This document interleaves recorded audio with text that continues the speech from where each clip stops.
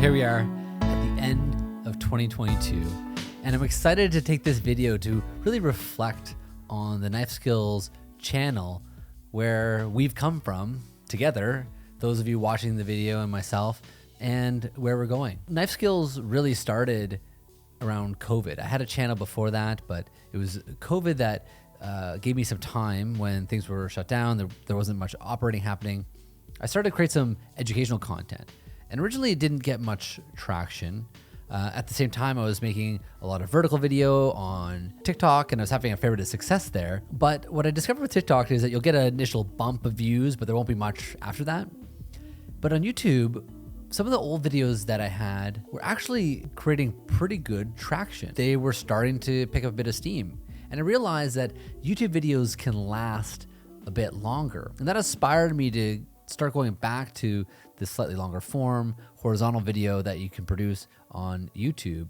And really around this time last year, I had this idea to do a reaction video to Dr. Glockenflecken, who really had an absolute meteoric rise last year. I decided to react to it from the perspective of a surgeon, maybe a little bit more straight-laced, and people really responded to that video quite well. The quality wasn't great, and I learned from that, but the responses continued to inspire me more. In fact, so much so that almost every single doctor channel that I follow did their own Glockenflecken reaction video, which personally I think is great to have a little bit of imitation. That's some flattery. And in fact, I thought they actually did a better job than I did at that reaction. But again, that was what inspired me to continue to make videos. And this year we saw a big improvement in the number of subscribers. I went from really a couple hundred subscribers to now more than 5,000 subscribers. And I want to say thank you to each and every one of you that have taken the time to click that subscribe button, because that encourages me to keep going. As far as the content goes, I produced 61 videos, and I'm really happy with that.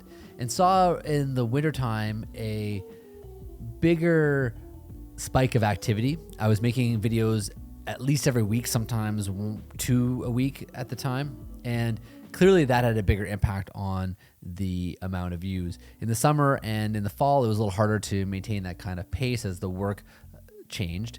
And that makes sense. In the winter for me, I have a little bit more time. There's a bit of OR shutdown. The weather isn't as good here in Canada, so I have a bit more time indoors to make videos. And I hope this winter I'll be able to continue to make more. I certainly won't make as many as I did before, because as I'm learning more about creating content, it does take a little longer to do the editing and filming, because once you realize that you can take the video to a higher quality level, you want to put that kind of effort in every video. Now, professionally, as you know, I'm an academic surgeon.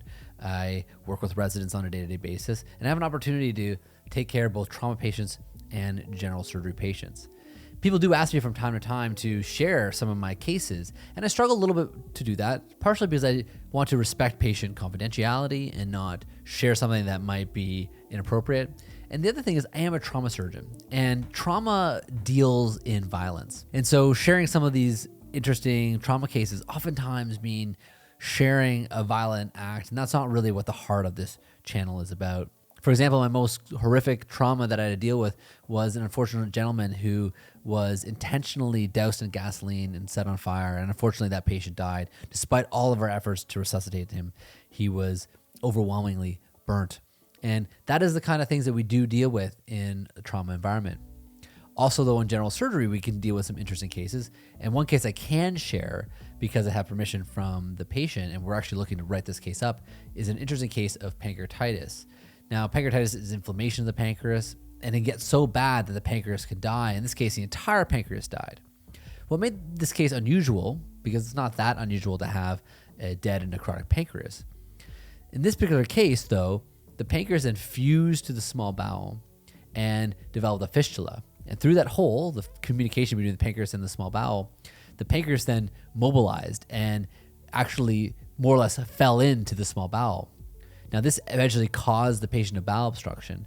And as far as I know, nowhere in the literature do we see a situation where there's a spontaneous pancreatic fistula to the duodenum that results in a bowel obstruction. So now that it's the end of the year, what are we going to look forward to in the future? I have some series that I'm interested in. One of the series that I'm working on is interesting cases in medicine. I'm doing that on YouTube Shorts, and so I'm going to be making those much more frequently. So check that out. Check out the Phineas Gage episode.